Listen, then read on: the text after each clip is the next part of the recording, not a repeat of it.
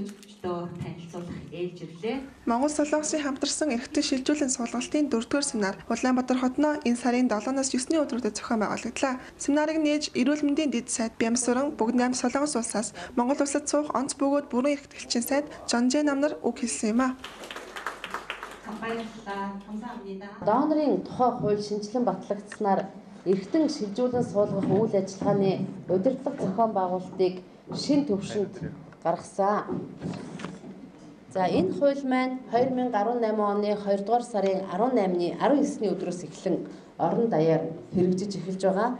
За хуулийг хэрэгжүүлэх ажлын хүрээнд эрүүл мэндийн сайдын тушаал гарсан байгаа. За энэ тушаалаар эд эрхтнийг шилжүүлэн суулгах үйл ажиллагааг зохицуулах албыг эрүүл мэндийн яамны харьяа эрүүл мэндийн хөгжлийн төв дээр энэ албыг одоо шинээр зохион байгуулсан байгаа. За мөн эрхтэн шилжүүлэн суулгах үйл ажиллагааны санхүүжилтийн тогтолцоог шинжилсэн байгаа. За үүнд шаардлагатай төсөв мөнгийг улсын төсөвт суулгах одоо энэ зохицуултуудыг хийсэн байгаа. За ингэснээр улсын төсвөөс эрүүл мэндийн даатгалаас хэрхэн ямар мөнгө одоо гарахын за мөн реципиентийн төлбөр одоо зэрэг одоо яаж бүрдэх юм бэ гэдгийг бол одоо бүгдийг ингэж зохицуулж өгсөн байгаа. 2018 онд эрхтэн шилжүүлэн суулгах эмчилгээний зардалд улсын төсвөөс 2.8 тэрбумыг бас энэ санхүүжилтийг олгосон байгаа. Ингэснээр бол иргэдэд учирж байгаа санхүүгийн дарамтыг бууруулахад бол одоо ихээхэн түлхэц болсон ийм том арга хэмжээ юм аа. 우리 대한민국 정부도 Төр засгийн зүгээс Монгол Улсын засгийн газартай зөвлөлдөх механизмаар дамжуулан эрүүл мэндийн салбарын бодит хамтын ажиллагааг нэмэгдүүлэх арга замыг судалж, эмчилгээ судалгааны байгууламжийг байгуулах, буцалтгүй тусламж болон хөнгөлөлттэй зээлийн нөхцлөөр харилцан холбоо хамаарал бүхий төслүүдийг хэрэгжүүлж ирсэн.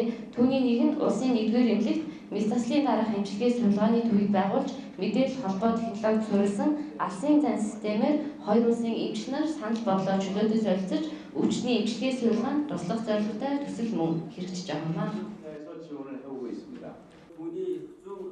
Энэхүү семинарын шинжилэгдэн батлагдсан донорын тухай хуулийг сурчлах, тархины өгчлөлттэй донороос эрхтэн шилжүүлэн суулгах эмчилгээг хөгжүүлж, мөн эмч мэргэжилтнүүдийн чадварыг нэмэгдүүлэх зорилготой ажээ.